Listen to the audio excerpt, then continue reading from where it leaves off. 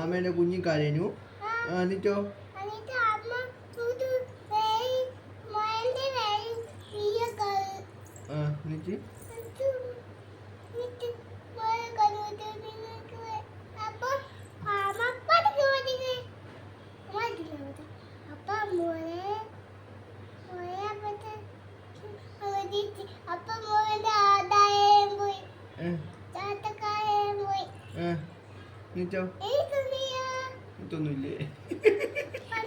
എന്നിട്ട് ആരാ ജയിച്ചത്?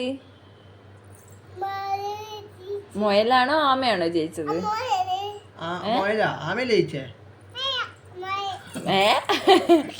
ആരാ ആദ്യം അവിടെ എത്തിയേ?